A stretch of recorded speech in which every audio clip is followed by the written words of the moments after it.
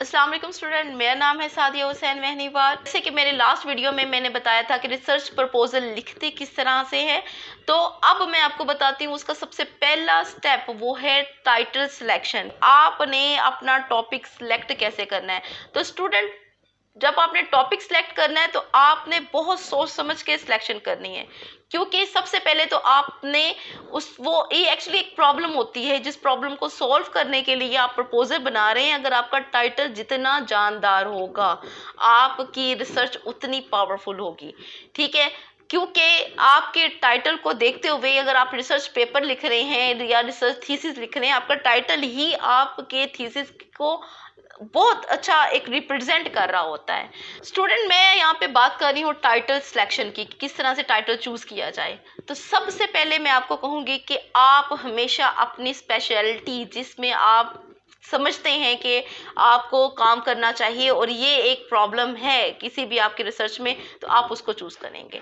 अपना area of interest, जिसकी मैं बात कर रही हूँ, रिसर्च के लिए सबसे बेहतरीन ये है कि जिस चीज़ में आपका इंटरेस्ट है तो उसमें आप अपने प्रपोजल बनाएं और वही आप जाके उस पर रिसर्च स्टार्ट करें। बाज़ दफ़ा होता है कि स्टूडेंट्स जाते हैं अपने सुपरवाइज़र के पास और जाके कहते हैं, सर आप या मैम आप हमारे जो आप हमें टाइटल दे दें या आप हमें कोई टॉपिक बताएं, उसके ऊपर हम काम करेंगे। तो सबसे पहले वो भी जो पूछेंगे ना, वो आपका इंटरेस्ट ही पूछेंगे कि आपने किस चीज़ पे आपका इंटरेस्ट है। फर्ज करें आप सोशल साइंसेस में हैं, अगर आप इकोनॉमिक्स के स्टूडेंट हैं तो जाहिर सी बात है आपसे पूछा जाएगा आपने मैक्रो में, माइक्रो में, ट्रेड में किस में आप करना चाहते हैं, कौन से जहन में आपको लगता है कि आप, क्योंकि इस वक्त तक आप बहुत कुछ पढ़ चुके होते हैं, आप अपने सेमेस्टर क्लियर कर चुके होते हैं, तो आपको पता होता है एक्चुअली इकोनॉमिक्स क्या है या जो भी सोशल साइंसेस के सब्जेक्ट हैं उनके बारे में पता चल चुका होता है। तो जाहिर सी बात है आपको पता तो होता है कि आपका एरिया ऑफ इंटरेस्ट क्या है। तो सबसे पहला जो पॉइंट है वो आपका एरिया ऑफ इंटरेस्ट है। आप अपने इंटरेस्ट के रिलेटेड ही अपना टॉपिक चूज करेंगे। दूसरी चीज, आपका टॉपिक बहुत ज्यादा लंबा ना हो। ठीक है, ये आपको एक क्वेश्चन मार्क के तौर पे भी होगा कि आप क्वेश्चन के तौर पे भी कोई भी एक टॉपिक सेलेक्ट कर सकते हैं या फिर एक सिंपल सा आप उसे सेलेक्ट कर सकते हैं। फॉर एग्जांपल आप ये भी कर सकते हैं कि what is the determinant of the GDP. आप जीडीपी के डिटर्मिनेंट्स कौन कौन से हैं उसके बारे में भी, लेकिन आप सिंपल भी लेकिन ज़्यादा जो एक्यूरेट होता है वो सिंपल होता है, बजाय कि आप क्वेश्चन वाला बनाएं आप सिंपल है डिटर्मिनेंट्स ऑफ द जीडीपी या फिर impact of the electricity on GDP.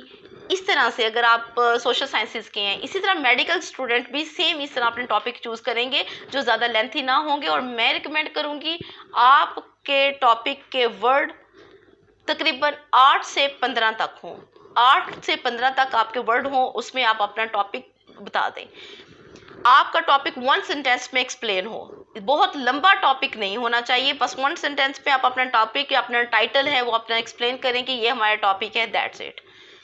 Third point ये है कि जब भी आप अपना टॉपिक सेलेक्ट करते हैं तो कोशिश करें अपना वेरिएबल भी, अपना जो डिपेंडेंट और इंडिपेंडेंट वेरिएबल भी वहाँ पे शो करवाएं कि ये हमारा डिपेंडेंट वेरिएबल वो किस तरह होगा। जैसे कि आपने कहा है कि इलेक्ट्रिसिटी का आपने देखना है जीडीपी पे, तो ये हमारे पास एक डिपेंडेंट है, एक इंडिपेंडेंट है।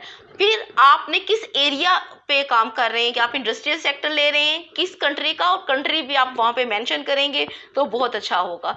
इसका एग्जांपल ये है कि फॉर एग्जांपल कि आप यहाँ पे लिखे physical decentralisation impact on poverty elevation in the case of Pakistan.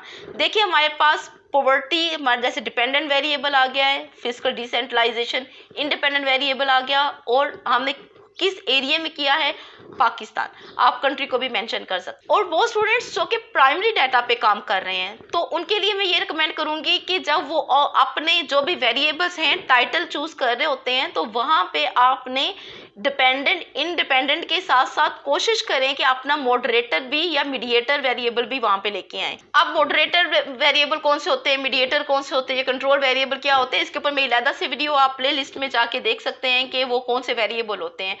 क्योंकि जैसे कि मैंने फिजिकल डिसेंट्रलाइजेशन की अभी बात की थी तो उसके ऊपर भी कोई वेरिएबल्स इफेक्ट कर रहे होते हैं, और हम जरूरी नहीं है कि अपने मॉडल के लिए सिर्फ 2 वेरिएबल्स लें, और ज़रूरी ये भी नहीं कि हम बहुत ज़्यादा लें, ठीक है। हम लोग अपने दो वेरिएबल्स डिपेंडेंट इंडिपेंडेंट को एक्सप्लेन करने के लिए हम कंट्रोल वेरिएबल या हैपिंग वेरिएबल्स है उनको भी यूज़ करते हैं। तो वो लोग जो कि प्राइमरी डाटा पे काम कर रहे होते हैं, तो वो जो अपना टॉपिक सेलेक्ट करते हैं, तो अपने डिपेंडेंट इंडिपेंडेंट और मॉडरेटर वेरिएबल के साथ भी काम कर सकते हैं। फॉर एग्जांपल अगर हम देखते हैं कि एक हमने टॉपिक सेलेक्ट किया है सोशल साइंसेज का, या फिर आप मैनेजमेंट का करते हैं, तो मैनेजमेंट में आप लेते हैं कि इम्पैक्ट ऑफ लीडरशिप और environment, moderating effect of technology. अब मॉडरेटिंग इफेक्ट जो है वो एक्चुअली डिपेंडेंट इंडिपेंडेंट को ज्वाइन करता है, और यहाँ आपने टाइटल के अंदर आपने बता दिया है कि मॉडरेटर भी हमने लिया हुआ है, डिपेंडेंट भी है, इंडिपेंडेंट भी है।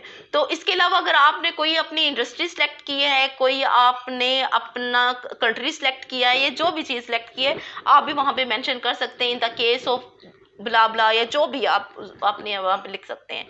मेडिकल स्टूडेंट जब अपना लिखते हैं तो अपने हॉस्पिटल या जिस जगह पे या जिस केस को वो एनालिसिस कर रहे हैं, तो कोशिश करें वो टॉपिक में उसको एक्सप्लेन ज़रूर किया करें, ठीक है। अब ये है कि वो मेडिकल स्टूडेंट हैं, वो भी अपने डिपेंडेंट और इसी तरह इंडिपेंडेंट जैसे मैंने अभी बात की है, वो भी सेम तरीके से अपना टॉपिक सेलेक्ट करेंगे। लेकिन बार बार मैं यही कहूँगी कि अपने एरिया ऑफ इंटरेस्ट को देखते हुए अपना टॉपिक सेलेक्ट करें। तो उम्मीद करती हूँ कि आपको समझ आ गई होगी कि किस तरह से हमने अपना टाइटल सेलेक्ट करना है, ठीक है। लास्ट जो पॉइंट जो मैं आपको बताते जाऊं, क्योंकि जब हम रिसर्च गैप निकालते हैं तो उसमें भी हमें पता चल जाता है कि हमने टाइटल कौन सा चूज करना है। ऐसा टाइटल जिसके ऊपर पहले काम ना किया गया हो, या फिर उसके ऊपर कोई ना कोई वीकनेस छोड़ दी हो पहले वाले या प्रीवियस स्टडीज ने, वो भी आपको अपने एज अ टाइटल अपना टॉपिक चूज कर सकते हैं। उम्मीद करती हूँ आज का लेक्चर आपको अच्छी तरह से समझ आया होगा। अगर फिर भी आपको कोई प्रॉब्लम है तो आप कमेंट बॉक्स में ज़रूर बता दीजिए, और चैनल को सब्सक्राइब कर लें ताकि आपको नेक्स्ट वीडियो आप तक पहुँच जाए। अल्लाह हाफिज़।